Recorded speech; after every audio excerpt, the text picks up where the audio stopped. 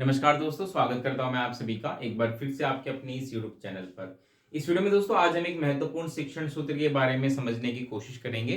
जानेंगे कि जो ये शिक्षण सूत्र है एनालिसिस टू सिंथेसिस, इसके अकॉर्डिंग एज अ टीचर आप कैसे क्लासरूम में इसको यूज करेंगे और अपनी टीचिंग को इफेक्टिव बना सकते हैं। एग्जाम में फ्रिक्वेंटली क्वेश्चन पूछे जाते हैं जहां पर सबसे कंफ्यूजिंग लगता है क्योंकि हम इन दोनों टर्म का सही से अर्थ नहीं समझ पाते कि एनालिसिस का मतलब क्या होता है, सिंथेसिस का मतलब क्या होता है।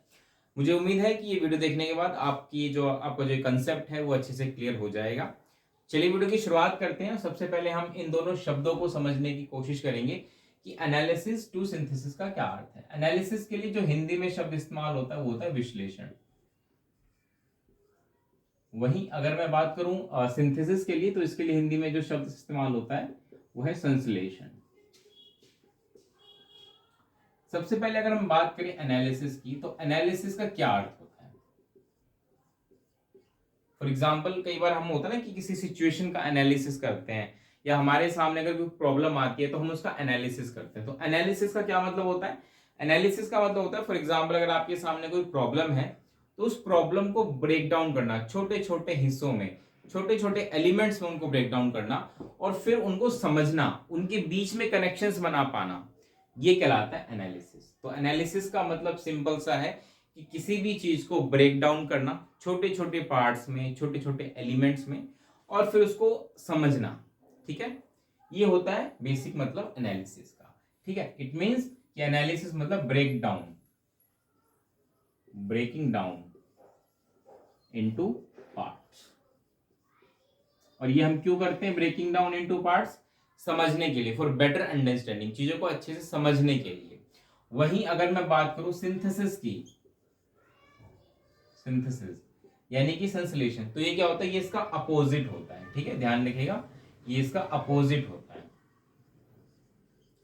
इसका अर्थ ये है कि आपके सामने जब चीजें कुछ छोटे छोटे पार्ट्स के रूप में प्रेजेंट होती हैं तो आप उसको एज अ होल एक साथ चीजों को करते हैं और फिर समझने की कोशिश करते हैं एज अ होल पिक्चर क्या है।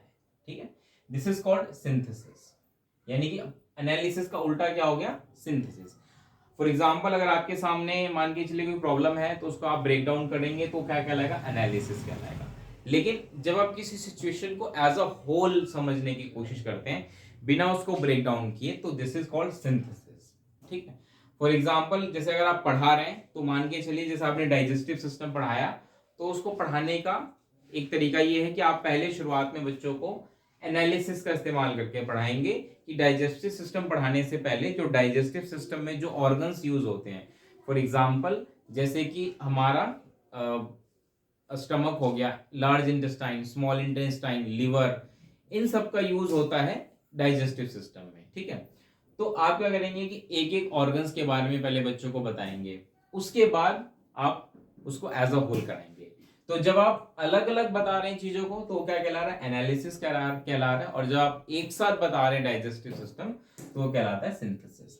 इसको एक और एग्जांपल से समझने की कोशिश करते हैं। फॉर एग्जांपल मान लीजिए अगर आप बच्चों को सेंटेंस फॉर्मेशन बताना चाहते हैं, सेंटेंस फॉर्मेशन आप मान के चलिए इंग्लिश पढ़ा रहे हैं और वहां पे सेंटेंस फॉर्मेशन करा रहे हैं, तो जब आप एनालिसिस मेथड से पढ़ाएंगे, एनालिसिस के थ्रू पढ़ाएंगे, तो आप क्या करेंगे कि सेंटेंस के जितने भी पार्ट्स होते हैं उनको कराएंगे पहले। फॉर एग्जांपल आप पहले क्या करा सकते हैं? सब्जेक्ट समझा सकते हैं कि भाई सब्जेक्ट क्या होता है, कितने टाइप्स के होते हैं, नाउन क्या होता है, प्रोनाउन क्या होता है, एडजेक्टिव क्या होते हैं, है ना, एडवर्ब्स क्या होते हैं ये बता सकते हैं, कंजक्शंस क्या होते हैं ये बता सकते हैं। तो ये सब क्या है? ये सब सेंटेंस के पार्ट है, ये आपने पहले समझा दिया। उसके बाद जब बच्चे इनको समझ जाएंगे तब आप बच्चों को सेंटेंस फॉर्मेशन करा सकते हैं।